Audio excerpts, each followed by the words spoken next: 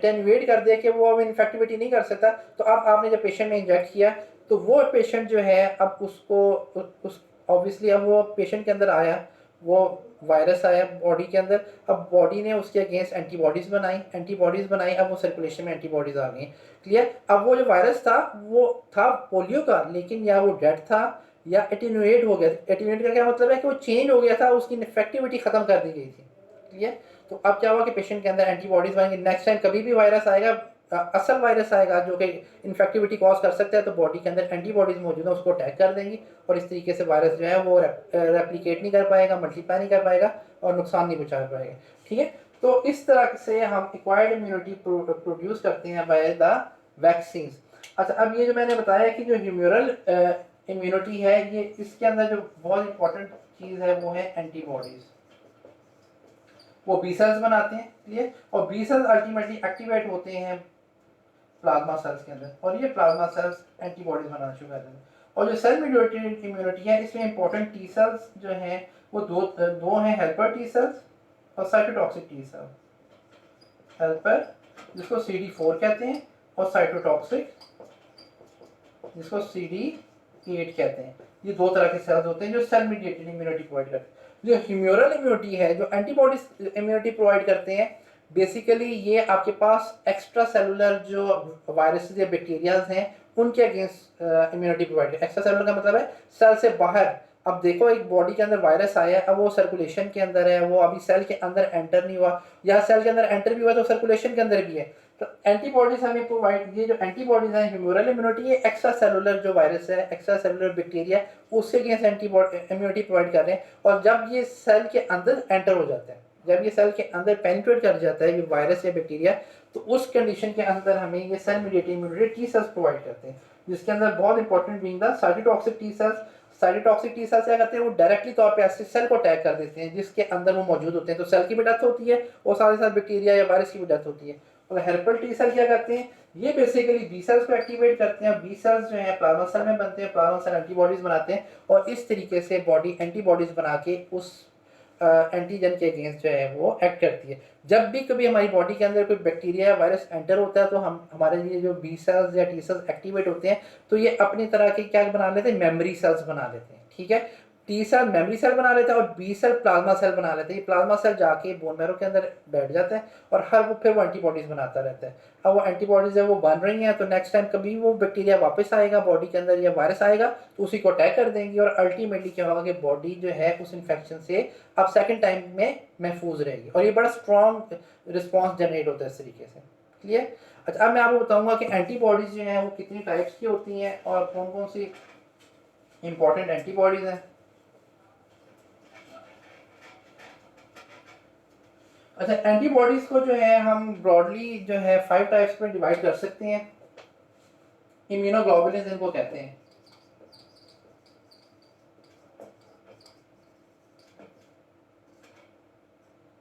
ठीक है। IgG, IgA, IgM, IgD और IgE। क्लियर। ये इम्यूनोग्लोबुलिन है और ये कौन से सेल बना रहे हैं, प्लाज्मा सेल। और प्लाज्मा सेल किससे बने हैं, बी सेल से। और बी सेल्स बेसिकली क्या प्रोवाइड कर रहे हैं, एक्वायर्ड इम्यूनिटी। किस तरह से प्रोवाइड कर रहे हैं, वायरस आया बॉडी के अंदर, बैक्टीरिया आया, मैक्रोफेजेस ने उसको इनगल्फ किया, उसको उस एंटीजन को सेपरेट किया और वो एंटीजन को सेपरेट करके उन्होंने हवाले कर दिया to the B cells. B cells कहाँ पे मौजूद हैं, बी सेल्स हमारे लिम्फोसाइट्स में, जो लिम्फोसाइट्स हैं बॉडी के मुख्तलिफ ऑर्गन्स में मौजूद हैं। ये लिम्फ नोड्स के अंदर मौजूद हैं, ये स्प्लीन के अंदर मौजूद हैं, लिवर के अंदर मौजूद हैं और इसी तरीके से पेरिफेरल सर्कुलेशन में भी ये सर्कुलेट कर रहे हैं। तो वो जो एंटीजन जब एक्सपोज होगा to the B cell convert करेगा अपने आप की शेप को और वो प्लाज्मा सेल में कन्वर्ट हो जाएगा और वो प्लाज्मा सेल उस एंटीजन के स्पेसिफिक एंटीजन के अगेंस्ट एंटीबॉडीज बनाना शुरू कर देगा और वो प्लाज्मा सेल जाके बोन मैरो में स्टोर हो जाएगा और वो फिर लाइफ लॉन्ग काफ़ी अरसे तक, sometimes they survive for 5 years, sometimes for 10 years, वो एंटीबॉडीज बनाते रहेंगे। इसी वजह से हमें कई मरतबा जो है जो हम वैक्सीन देते हैं उसका दोबारा से जो है सेकंड शॉट देना पड़ता है। क्लियर। उसको जो है 5 साल के बाद रीवैक्सीनेट करना पड़ता है। क्यों, क्योंकि जो प्लाज्मा सेल जो बोन मैरो में खास टाइप की एंटीबॉडीज बना रहे थे वो आहिस्ता आहिस्ता स्लोली उनकी डेथ हो रही है, तो अब वो खत्म होना शुरू है, तो एंटीबॉडी से लेवल कम होना शुरू है, तो प्रोटेक्शन कम हो जाती है। इस वजह से हम कहते हैं कि आमतौर पे आप बूस्टर डोज जो वैक्सीन की लगाई जाती है उनका मकसद ये होता है ताकि दोबारा से बॉडी के अंदर प्लाज्मा सेल जो ख़त्म हो गए थे with the passage of time दोबारा से बन जाए और लाइफ लॉन्ग हमें इम्यूनिटी मिलती रहे। ये तो ये जो प्लाज्मा सेल्स जो हैं ये बना रहे हैं आपके पास ये एंटीबॉडीज़, तो ये एंटीबॉडी फिर सर्कुलेशन में रहती है। सबसे ज़्यादा जो 80% ऑफ द एंटीबॉडी है वो आपके पास आईजीजी एंटीबॉडी होती है। ठीक है, आईजीजी एंटीबॉडी 80% होती है। और ये जो एंटीबॉडी है आपके पास ये सेकेंडरी रिस्पॉन्स यानी कि पहले इन्फेक्शन जब आई तो उसके बाद इन्फेक्शन सेटल हो गई या कम हो गई तो ये जो आईजीजी जो शुरू में आईजीएम बनती है वो आईजीजी में फिर कन्वर्ट होती हैं। समझ रहे हो, पहला रिस्पॉन्स जब इम्यूनोग्लोबुलिन जब बनती हैं किसी भी एंटीजन के अगेंस्ट पहली दफ़ा में वो क्या बनती है आईजीएम, वो एक्यूट रिस्पॉन्स जनरेट जब हुआ तो उससे बनती है। अब वो एक्यूट रिस्पॉन्स खत्म हो गया, अब कन्वर्ट हुआ है यही सेल अब आईजीजी बनानी शुरू कर देगा। ठीक, और ये आईजीजी फिर लॉन्ग काफ़ी अरसे तक जो है आपको प्रोटेक्शन देती है। आईजीए जो आमतौर पे सेल रिलेटेड जो इम्यून रिस्पॉन्सेज होते हैं उसके अंदर इसकी हेल्प है और बड़ी निगलिजिबल स्मॉल क्वांटिटी के अंदर बॉडी में होती है। आईजीएम जिसका मैंने आपको बताया ये बेसिकली जो है फर्स्ट रिस्पॉन्स के अंदर ये बनती है आईजीएम एंटीबॉडी। आपने सुना होगा ना कि टेस्ट करवाए जाते हैं जी, इसके टाइफाइड का टेस्ट आईजीजी और आईजीए करवाए, आईजीए या आईजीजी या आईजीएम करवाते हैं। तो आईजीएम से हमें अंदाज़ा होता है कि ये एक्यूट इन्फेक्शन है, आईजीजी से अंदाज़ा होता है कि ये ओल्ड इन्फेक्शन है। ठीक है, तो ये जो आईजीएम है ये भी स्मॉल क्वांटिटी में है लेकिन ये बेसिकली कॉम्प्लेक्स मल्टीमैरिक होता है, बड़ा स्ट्रक्चर होता है मल्टीमर। वो अभी मैं आपको स्ट्रक्चर बता दूं कि स्ट्रक्चर कैसे होता है। इसी तरीके से ये जो डी और ई जो है they are in the delayed hypersensitivity reaction, they have role in delayed hypersensitivity, वो मैं आपको बाद में पढ़ाऊंगा हाइपरसेंसिटिविटी रिएक्शन। ये तो ये मुख्तलिफ एंटीबॉडीज़ जो हैं इनके मुख्तलिफ रोल हैं। तो अब ये इसका स्ट्रक्चर क्या होता है, जो बेसिक स्ट्रक्चर है एंटीबॉडी का वो उसमें दो लाइट चेन्स होती हैं और दो हैवी चेन्स होती हैं। ठीक है, ये जो है ये हैवी चेन है, ये जो मैंने बनाई, ये जो बड़ा स्ट्रक्चर है that is the heavy chain और this small one is the light chain. Clear, और ये हैवी चेन और लाइट चेन जो है आपस में अटैच होते हैं विद डाइसल्फाइड बॉन्ड, एक बॉन्ड के साथ अटैच होती हैं और इसी तरह हैवी चेन भी आपस में मिली हुई होती है बाय द डाइसल्फाइड बॉन्ड। इसकी ये जो है इसके जो शेप्स हैं, ठीक है, जो उसको स्पेसिफिसिटी देते हैं उसमें एक कांस्टेंट होता है और एक वेरिएबल होता है। फैब जो है अपर साइड पे ये वेरिएबल है that is the FC portion that is the constant, यानी कि ये सिमिलर होगा जैसे आईजीजी की अगर हम बात करें तो आईजीजी बॉडी के अंदर बहुत सारी मल्टीपल टाइप के आईजीजी एंटीबॉडीज हैं। ठीक है, अब आईजीजी एंटीबॉडी जो मल्टीपल टाइप की हैं उन सब का जो स्ट्रक्चर जो यहाँ से है एफसी वो कांस्टेंट है। ठीक है, सबका एक तरह का होगा। ये जो है एरिया ये इसको स्पेसिफिसिटी दे रहा है कि खास वायरस के अगेंस्ट, जैसे अभी जो है कोई भी वायरस हो सकता है, कोरोना वायरस का आप ले लो, उससे अगेंस्ट जो एंटीबॉडी बनेगी वो इस उसकी जो बाकियों से कैसे सेपरेट होगी, वो इसका ये पार्ट जो है वो सेपरेट होगा जो कि जाके उस पर्टिकुलर एंटीजन के साथ जाके अटैच होगा। क्लियर, अच्छा अब ये जो है ये बेसिक स्ट्रक्चर है हर एंटीबॉडी के अंदर होता है। हर एंटीबॉडी के अंदर जो ये जो स्मॉल है ना ये जो लाइट चेन है ये दो तरह की होती है, कैपा और लैम्डा। ठीक है, ये लाइट चेन कितनी तरह की है, दो तरह की, एक कैपा है एक लैम्डा है। तो एक एंटीबॉडी के अंदर या कैपा होगी या लैम्डा होगी, यानी मिसाल के तौर पे आपके पास पोलियो की एंटीबॉडीज हमारी बॉडी में सर्कुलेट कर रही हैं तो उसके अंदर जो है आधी जो कैपा की होंगी और आधी लैम्डा की होंगी। ठीक है, स्पेसिफिसिटी उनकी बेसिकली सेम ही होगी। क्लियर, लेकिन या वो कैपा चेन होगी, बेसिकली क्या है प्रोटीन की चेन्स है, या वो कैपा चेन होगी या वो लैम्डा चेन होगी। और ये जो हैवी चेन है ना, हैवी चेन की बेस के ऊपर ही हम इन मुख्तलिफ एंटीबॉडीज को नेम करते हैं। मिसाल के तौर पे आईजीजी के अंदर इसको गैमा कहेंगे, ठीक है, आईजीए के अंदर इसको एप्सिलॉन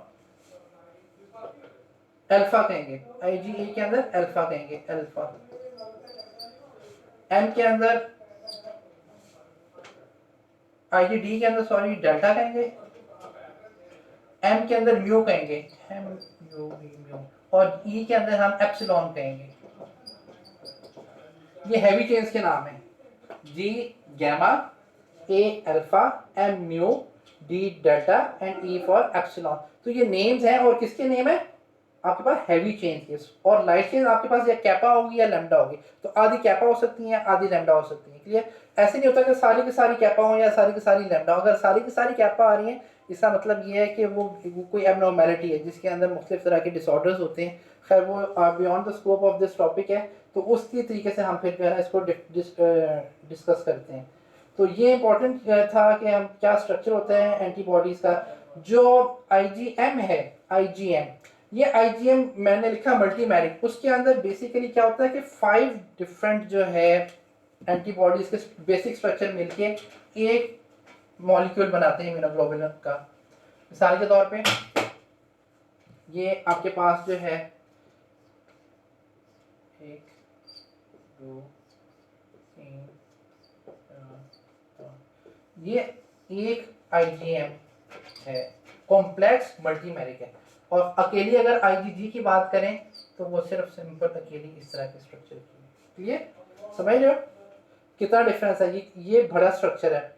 जब पहली दफा कोई बॉडी के अंदर इम्यूनिटी जब डेवलप होती है तो इस तरह का स्ट्रक्चर बनता है। क्लियर? इस तरह का स्ट्रक्चर बनता है उस, क्योंकि वायरस या बैक्टीरिया अभी नया नया आया है, ज्यादा क्वांटिटी में इन्फेक्शन कॉज कर रहा है, तो आपके पास एक बड़ा कॉम्प्लेक्स इम्यूनोग्लोबुलिन बनता है। लेकिन 2 हफ्ते बाद, 3 हफ्ते बाद यही सेल, वो जो प्लाज्मा सेल इस तरह की एंटीबॉडी बना रहा था, वो इस तरह की आईजीजी एंटीबॉडीज बनाना शुरू कर देते हैं। Is that clear? इस तरीके से आपके पास जो है बॉडी इम्यूनिटी बनाती है। क्लियर? तो ये एंटीबॉडीज जो है हमें एक्वायर्ड इम्यूनिटी प्रोवाइड करते हैं, और अल्टीमेटली जो है बॉडी फिर उस वायरस से या बैक्टीरिया से गेट रिड करती है। आमतौर पर जो वायरसेस हैं उनके अगेंस्ट बहुत ही इफेक्टिव होती हैं, वैक्सीन बहुत इफेक्टिव होती हैं। Similarly bacteria, there are certain vaccine which are available for the bacteria as well. जिस तरह टाइफाइड की वैक्सीन बड़ी इंपॉर्टेंट है, ठीक है, तो उसकी टाइफाइड की वैक्सीन जो है वो टाइफाइड बैक्टीरिया की वजह से होता है, उसकी वैक्सीन भी जो है अवेलेबल है, बल्कि लगानी चाहिए। पाकिस्तान के अंदर बहुत ज़्यादा कॉमन है टाइफाइड जो है इन्फेक्शन। तो हर इसकी आमतौर पे एक वैक्सीन जो है 3 to 4 ईयर्स तक हमें प्रोटेक्शन प्रोवाइड करती है। तो ये वैक्सीन बेसिकली क्या करती है, एक्वायर्ड इम्यूनिटी को एक्टिवेट करती है, और एक्वायर्ड इम्यूनिटी बेसिकली फिर क्या करती है कि बॉडी को अच्छे तरीके से उस इन्फेक्शन माइक्रो ऑर्गेनिज्म के अगेंस्ट प्रोटेक्शन प्रोवाइड करती है। अब ये जो बेसिकली इम्यूनिटी है, ये आपके पास जो है 2 साइड सॉर्ड है, 2 धारी तलवार है आपके।